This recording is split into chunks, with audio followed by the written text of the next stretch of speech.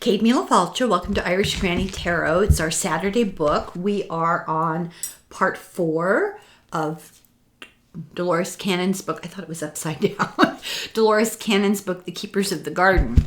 And we're just going to proceed. We're on chapter 20, Terror in the Night. It's been very interesting so far. I hope you've been enjoying it.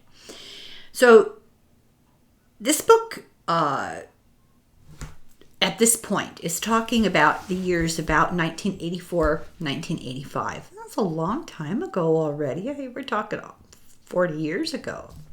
So Dolores Cannon began working with MUFON, the Mutual UFO Network, and natural progression from doing hypnotic regression and past life hypnosis, and then being told so much about ETs. She joined MUFON. In 1987, she says, okay, I'm trying to read my handwriting, the book Communion, Whitley Strieber's book Communion, and then the books by Bud Hopkins, they opened up a can of worms and triggered memories for a lot of people. And if you remember in our last video, I mentioned that much of this stuff that she's talking about, ETs and people seeing them and talking to other people about it, and if you've seen them, they want you to see them to desensitize us from the fear of the unknown. And people have been taken to be tested because they're monitoring our damage that we're doing and the evolution of our DNA. And this was all, mind-boggling at that time. So 1987 is when, the book Communion came out with the gray on the cover. And Whitley Strieber was unmercifully ridiculed for that book. It's a really good book. So Phil called and told her he had gotten a memory, which she calls a screen memory. And it was of a big owl. And owls figure prominently. And I have to say this, in Greek and Roman mythology, theology, the owl is a symbol of Athena, goddess of wisdom, and is often presented as a symbol of great knowledge, great understanding. And then we come all these millennia later, and the owl is the symbol of a higher intelligence from another planet. I don't think that's a coincidence. I'm getting chills. I very strongly believe that we're talking about a received mythology really centered around real life encounters with ETs in the past, which she's been kind of told. The ETs who stayed and helped, the ETs who stayed, period, they started us up and they stayed to monitor us and to help us, and educate us in our evolution, and were regarded as gods. They were so far advanced, and some of them kind of got drawn into that karmic thing and kind of liked the ego thing, right? Anyway, I'm digressing.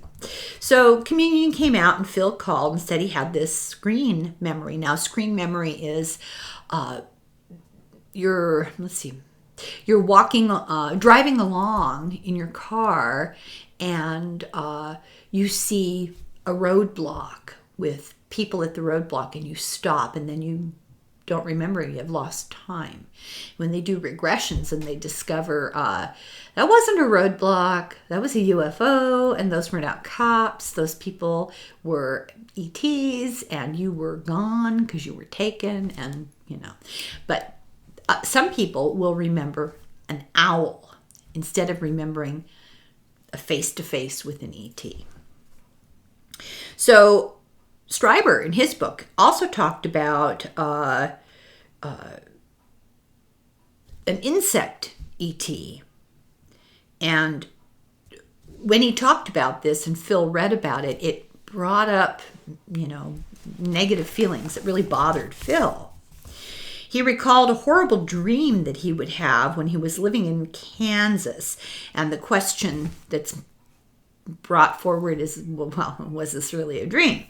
So the memory is from 1977. Phil was 21 years old. He was driving home late one night, and a giant bird dive-bombed his car and scared him. And he went home, was continued, got home, went to bed, and had a dream. And so is there some weird thing that happened to him is the question. He woke up at 4 o'clock in the morning in terror from this dream that he had. He dreamt his soul was like a blob of mercury, and he felt a giant thumb pushing his soul out of his body. He was being pushed out of his body by a giant praying mantis. This is why Stryber's story of an insect ET disturbed him so much. He hadn't realized, because he hadn't remembered this. So this giant praying mantis that had some kind of a probe came out of his mouth. Coming out of its mouth. And sunk this into his back, and he felt paralyzed. This is what his dream was. And he woke up in terror. He turned the lights on. He started to pray. And something evolutionary in this dream hit him in a primordial level and terrified him. And he was later reading communion and went, whoa. He felt a link. In it was said that people weren't supposed to remember these things. They were given screen memories or screen dreams to protect them from remembering, because they didn't have the equipment emotionally and psychologically and mentally to understand what had happened to them.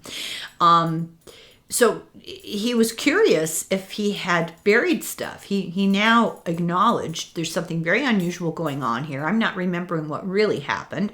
I'm remembering what's probably a cover story to protect me, but I want to know more. And when you want to know and you start seeking, it means you're ready. He felt the time had come to remember. He knew he was more psychic after he had this dream. Oh, there's a clue. And he had moved to his sister's in San Francisco, and he had tried to kill himself and had a kind of a come to Jesus moment, right? I think this is the story of him at the beach thinking of killing himself. He had a hypodermic, and then his brother almost drowned at the same time. I think that's the same story. I've read so many of these stories now that they all kind of blend into one. But he became more psychic after this event. And the ETs later admitted that they didn't realize that human beings would be capable of accessing these buried memories through hypnosis. They didn't realize we could do that. So Cannon puts Phil in a trance. He goes back to Kansas, 1977. He's 21. He's driving. He says, I was told to see a giant owl, but it's not really there. So he sees neon lights off the road. He said, something told me to turn off the road. I didn't want to. But they stopped me in the middle of the road. Oh, I'd forgotten this story. This sounds familiar. He says, I'm angry that they stopped me. I don't know who they are. I don't know what they want. I'm not ready to experience something like this because I know it's happened before. They touch me and they feel cold, but I suddenly feel love. They're friendly. They're small, gray, bald, big heads, big eyes. They seem like kids. Their touch is very reassuring. It's okay to leave the car on the road. And he asks the question, did my car become invisible, or was it suspended in time somehow? So they guided him to a ship. He entered. It lit up. He saw a control room with star charts. He said, I know what's going to happen and I'm afraid. And he describes these star charts, and it sounds like gigantic Google Maps of the universe, flat screen, computerized things, which they didn't have in those days. He says, I like them, and I decide that what I might have to go through might be unpleasant, but I like them and I trust them, and I know they're okay, so I'm going to just get it over with. He's scared when he sees a familiar piece of equipment. It doesn't sound good.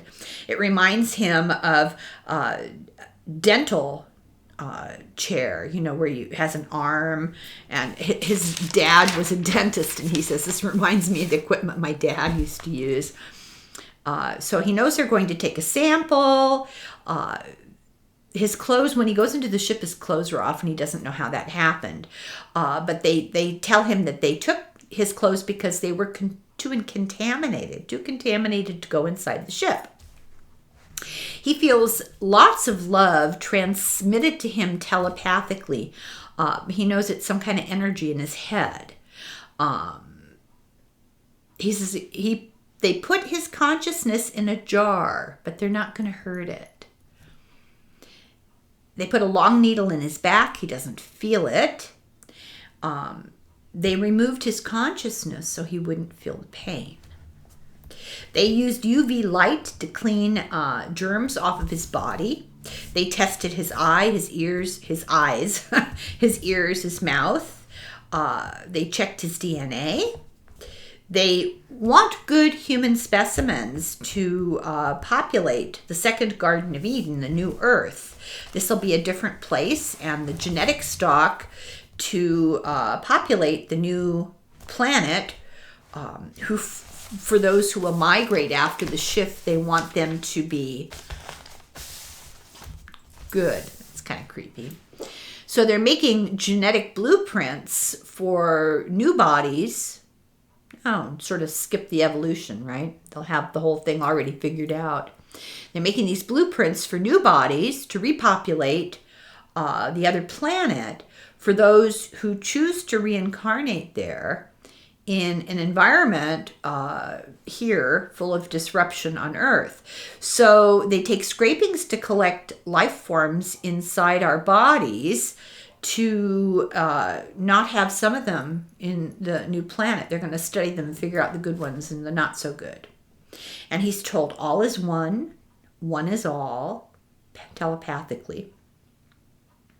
The jar for consciousness is really just kind of an energy being freed and then put back. He can see them better now under regression. They have high cheekbones, narrow chins, triangular faces, small mouths, slits.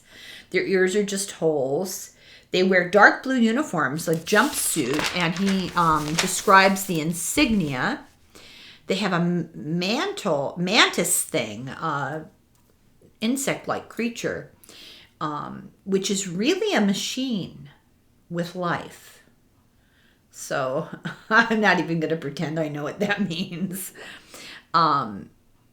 This mantis thing, not threatening, told Phil, just go home, forget you saw any of this, you're okay. He was shown a star map with the new planet, and it was shown as a 3D holograph. It had a different sun. He was told the Earth is going to undergo huge changes. Many will not survive. Those not taken will be left to expire or transpire, which is spiritual revitalization. And some will be taken to create a new world. So it feels like this is something we need to ask. 3 paths. You stay and die because you're not ready, and your soul will go on and evolve, but your body will die. Or you stay even though you're evolved to help.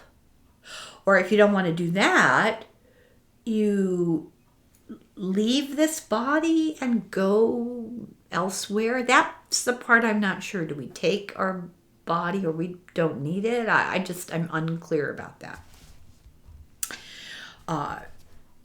He says there's going to be an event on the Earth in advance of creating a new world. Many will die. Some will be taken to migrate to the new planet of the dead. Some souls may choose to go to the new planet. Okay, I guess that explains it. And DNA samples are preparing new bodies. And Phil sees a message to him from him long ago. And he told his future self to remember your purpose. He describes the ship, and he asks, is it alive? And he's told it's a material that we don't know. And then in a flash, he's waking up from the dream. So Cannon asks, how did he get home? And he says he doesn't want to know. He remembers a message that he got. He was told, this is really great. He was told there's more fun to come. So it was not an owl. That was a cover for the real event. So I just think the owl symbology is fascinating. Did they choose owls because it resonated with something in our kind of our psychology because of the past? Or did people in the past encounter ETs and were given the screen image of owls? You know, I don't know, but I think it's an interesting thing. Maybe we should ask if Julia knows. Is this a memory of mythology? Or what? That's an intelligent question. Okay, so Phil, chapter 21, the discovery of earlier contacts. For Phil, I think. Phil begins to have strange dreams, and they all begin at the same time. He gets woken up at 3 a.m. every morning with the memory of the dream. And the dream is a narrative about his mother and all four of his siblings riding in a station wagon as adults, and then they're all on hospital gurneys, but all except him are unconscious. And he felt he was in danger, but he wasn't concerned. He knew they wouldn't hurt him. So I think what that means, I'm guessing, is that he had that flight or freeze reaction. But up here, he knew, okay, I'm going to be okay. He was told that they were taking eggs from his sisters, and he also knew that this creature, or whatever, took half of something from him. I don't know what that is. Cannon says that often after hypnosis, memories leak through in dreams. So she saw a pattern of a memory of one thing, but she will discover a lifelong series that have dreams that have happened throughout a person's life. And they're really memories from the past, and they're often blocked, especially after puberty. So the next trance Phil goes into, he is 10 years old. He goes back to 1965, this lifetime, 10 years old. And he finds himself in a field behind his house looking at an object. And it's about 40 feet in size, on legs, and he sees people on a ramp. ETs, it's kind of like a bell. And they're telling him things. They have big heads, gray skin, the usual, you know. They're very loving. He knows that they are familiar friends. They communicate telepathically, telling him of his future, that he, when he grows up, will have a big mission, to never forget that and to never give up. The mission is to help people and guide them because people will be afraid. And then they left, and he cried when they left. And he went home and took a nap, and when he woke up, he had forgotten. He was made to forget. So Cannon, through regressive hypnosis, took him to this dream, which is really a memory, that he's driving home from a festival at night with his family, and the car stops, and the rest of the family is scared, and they fall asleep. But he's not afraid, and the ETs say, we just want to get some stuff. They're monitoring them. And let's see, where am I? He says they're gray. One was kind of creepy. He looked like a large insect. That must be that machine thing that's alive. And, next sentence, maybe it's a living machine. And they took samples from his 2 older sisters, and everybody got back in the car because they were taken into a ship. Everybody was put back into the car, and he now understands that this is not really a dream, this is a memory. Phil told Dolores that a lot of what he was dreaming was really a dream of this original memory. He reported that at 14, he was taken out of a car and is sitting on a gray table, and his family is lying on tables, and a female ET in front of him is really nice. She's got elephant skin that's kind of gray and wrinkly, and she communicates with her eyes, not words, and tells him not to be afraid. And she sticks a needle in him, and he won't tell can and where, so use your imagination. He says it doesn't hurt, and he's okay.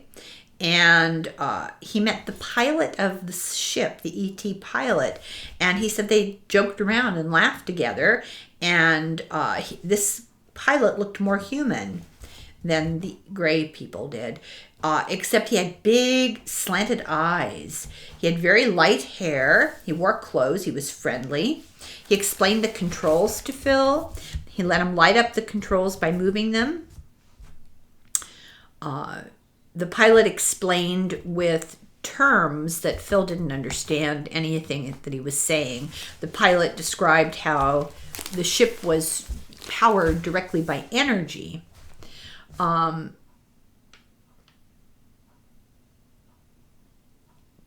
So he scares Phil by showing him how they sometimes have to control violent people with something that's like a cattle prod. People lose their minds, when they realize what's going on. I mean, if you saw a walking mantis, I think it might scare you, He's shown his, let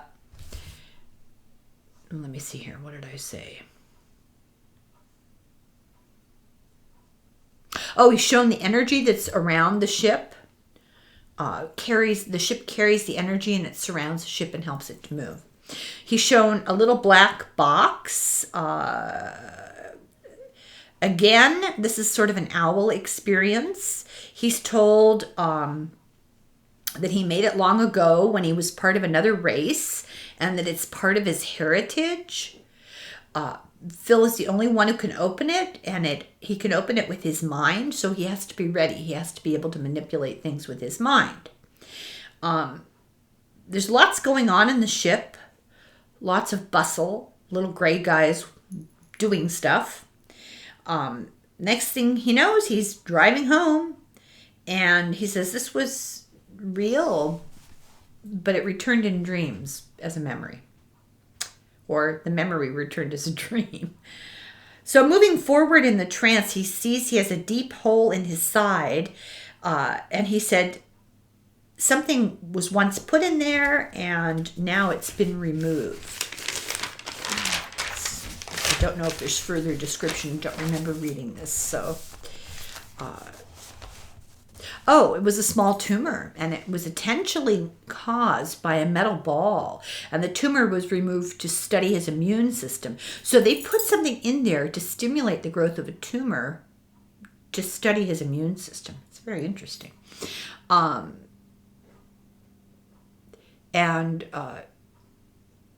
it was placed in him at the time that he saw the owl. So the owl was to mask that memory.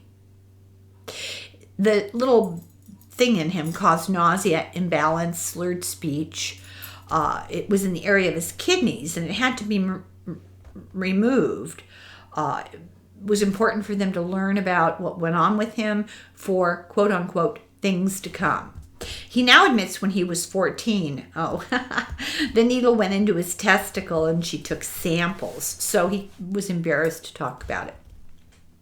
He says the experience gave him the assurance of a greater reality rather than completely freaking him out. It was confirmation that our understanding of reality is pretty unsophisticated. Chapter 22, losing touch with reality. Okay. So he reports later how much these sessions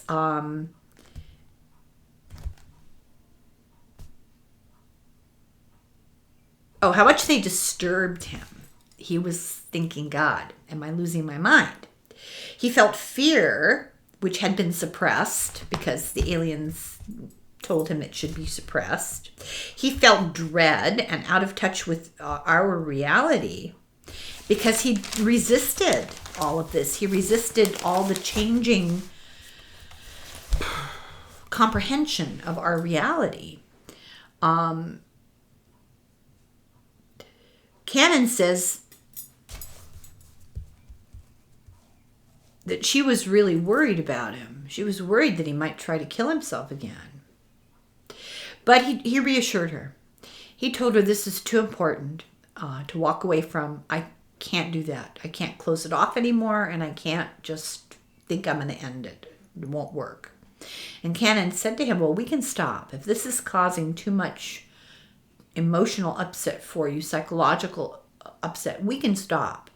And he says, no, I want to keep doing it. I want to keep doing this. I need to release it from my subconscious, and we need to know.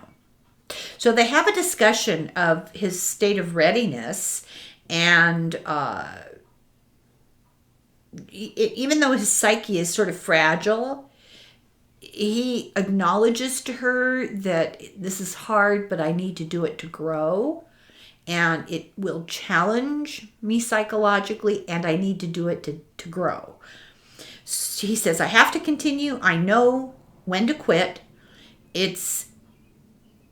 Right now is the time to do it. It's what we're supposed to be doing. The fact that he doubts it really happened is his conscious mind struggling to keep memories down. This is really difficult, to acknowledge. There's no way to rationalize this all away. He needs to come to terms with it and face it, and that's really very hard. Cannon says that this life was of primary importance. His ability to function in this life was what mattered now. And it was good for him to get this all sorted out, but she didn't want to hurt him. So she had conversations with whoever he was channeling and said her primary concern was his welfare, and they agreed. So he had a new dream. Things were put in the corner of his eye, but his subconscious was still blocking the memories of this. So they had a long way to go. Chapter 23, Denial of Access. In his next session, Phil was not allowed to explore anything to do with present life. They don't want him to know ahead of time. He was having trouble integrating his sessions into his everyday life. And so he's ready to make a shift in awareness, but they're protecting his well-being. So this is sort of a struggle between evolving, raising his level of awareness, and not doing it too soon, too fast. Cannon asks him about the black box, and he answers that it represents a juncture. Information is in it, and it represents a moment of direction choice, that when I'm ready, I will open it. And this is symbolic of I will make a choice about what I'm going to know next. The box is locked by a mental key, and when he's ready, it will open. She says,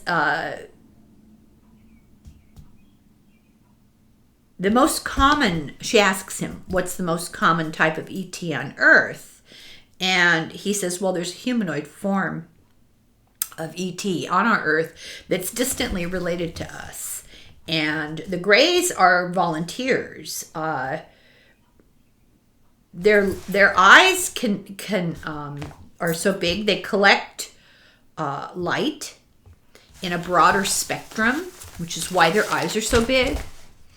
And the ultimate outcome is known: the raising of the human race to a universal level of awareness. That's the ultimate outcome. And we are what they call the brothers of the star people. I'm assuming they also mean sisters of the star people. The Greys are energy beings. They exist on a mental level. They are Androids, they're emotionless. They're sort of clones manipulated and animated by blending physical and mental energy to give mental responsiveness. You have to ask about this. This is crazy. I'm not sure I completely understand this because I've also heard that they did have some emotions. They just don't experience them as much as we do. And maybe those two things are not mutually exclusive. But anyway, they're kind of a servant being. They don't procreate. They're not self-sustaining. They're created through a bonding. They're given a life force.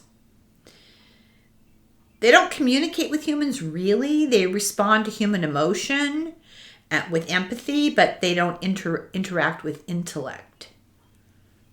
I have to digest that a while. You know, this is hard to understand. When I've read this, I've taken notes on it, and I'm still, what? So many humans have volunteered to interact with them. This is not, you're kidnapped. You don't understand what's happened to you on a conscious level and you freak out, but you volunteered subconsciously. The human existence on Earth is not accidental, and it wasn't just given by God. It was given by those returning to examine the fruits of their labors. Some people will choose to go to a new planet before the upheaval and not participate in it. They must not have genetic issues. I wonder what that means. Phil was an experimenter in a past life, and he now gets to be the experimentee. If there were nuclear war, some would be offered a chance to go to another planet. Also, at the time of the coming Earth shift, some will be offered. Many won't survive.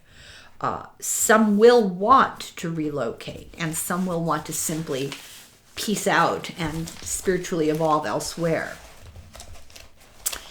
It would take a while for acclimatization, to acclimatize, a period of adjustment to a different energy level.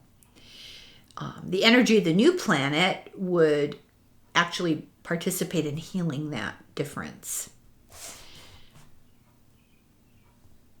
There's energy there that we've never had here on Earth, and our 3D bodies would have a hard time with it. It has a spiritual vibratory name, but we can't have that. We don't know that. Those who arrive there will give it a name. The planet. So it's immature as a planet. It's not finished. Its growth and what areas to inhabit will be kind of the areas that are ready for us are like the Midwest plains. There'll be no loss of consciousness. Only those most productive would be allowed to migrate. No criminals would be allowed. You have to have a higher nature.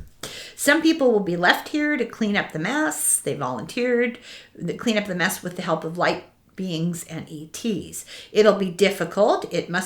You have to be strong enough to survive. And the new planet would be available even if nothing happens here. And it will have new technology and new energy. And I'm assuming some souls will opt to return there.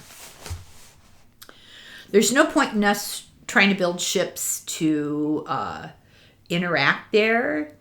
There will be shuttles back here to come with knowledge for us. But, we're not going to be allowed to just willy-nilly go there. But there'll be telepathic communication. ET help is already here. They're doing testing, monitoring to get us ready to help to awaken our consciousness. Some humans have been taken to UFOs and given information to prepare to help those who do relocate. This is on a spiritual level. Think of it as a refuge. Climate change is a reflection of the change that's happening. change is apparent in many forms for those who are aware. That's why so many of us are feeling like, oh God, what's going on? So be aware. We'll also see plate tectonics is a symptom.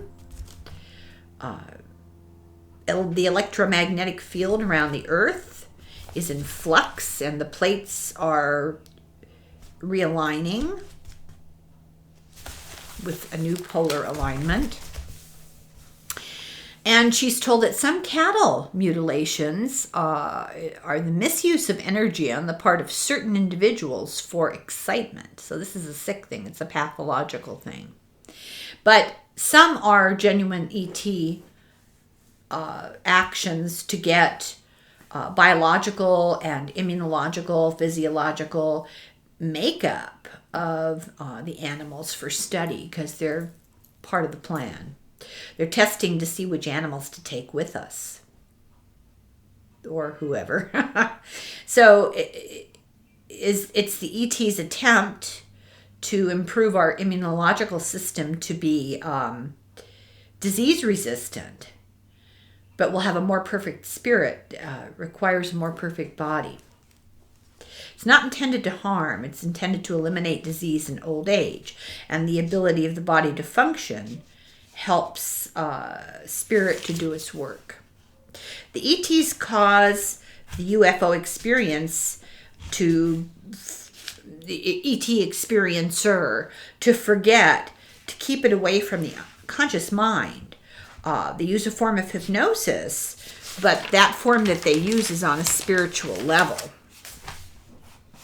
The subject could misunderstand the experience under hypnosis depending on their spiritual evolution or any kind of pathology they might have. Usually the story is true, but maybe some details are embellished, the story that they remember, when they remember, if they remember.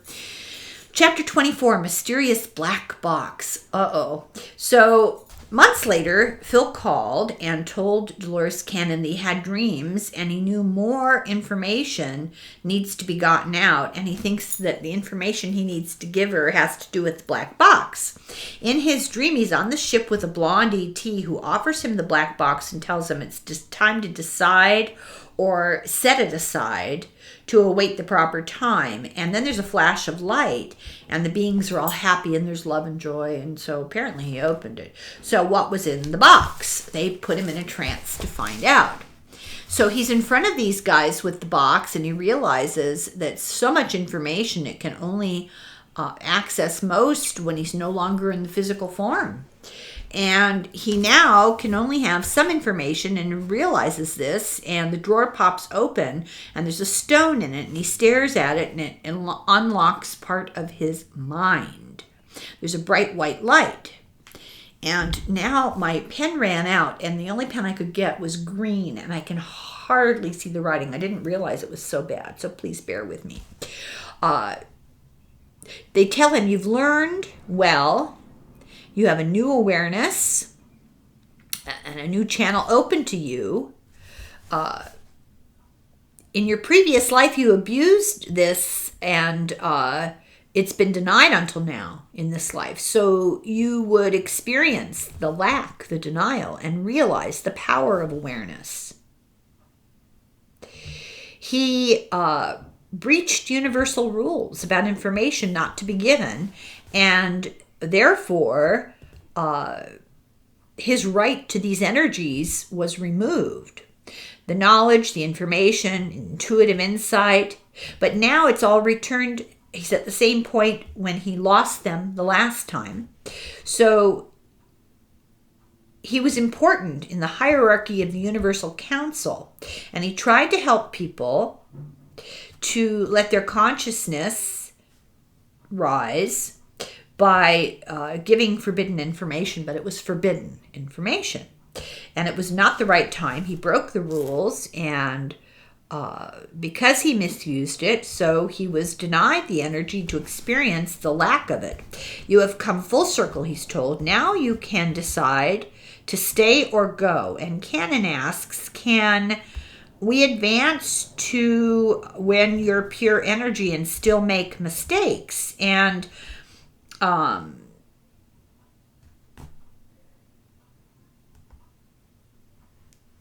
she's told, yes, you can advance to a level of being pure energy, and you can still make mistakes, but that's okay, because learning lessons is eternal. There's no such thing as time, and so there's no such thing as the perfect being except the source. There's only growth and the search for knowledge. So Phil became more at peace after this. He had a new relationship, and Cannon said that he told her that he knew that everything would be okay. One night, he was watching a movie about ETs and got this thought: tell the world we are brothers and sisters, we're guardians, and we protect all, and we have been here since the beginning of the planet already, and we do not need violence. They're trying to keep, and he's told they're trying to keep us from self-destructing. So the message is that ETs are here. They are elevated spirits in bodies. They are aliens in sort of bodies, and some of them are secret. So there are alien spirits in human bodies, and they're human, but they have advanced spirits. Then there are aliens that look like they're human, but they're not really. And then there are those who are completely secret. And we've been told in this book that our relatives, our ancestors, are the aliens. And she's told that the increase in teen suicide has a lot to do with the number of star people here who can't cope with our negativity. It's just so difficult for them. And in her next books, we'll talk more about that, but the book ends with this sentence about the star people. Thank God they're here. So that's the end of the book. Very interesting book. So interesting. The link between ET stories, ancient mythology, spirituality. It's all the same thing. So that's the end of the book, Keepers of the Garden. And fingers crossed that Tuesday my conversation will work out. I've learned not to get my hopes up, because so often at the last moment there's some weird interference, but we have the promise of it coming up sometime soon. So thank you very much for watching. If you have questions that you would like me to pursue for you, please put them in the comments, and we'll read cards about them too. So, Slán go fóill, slánte.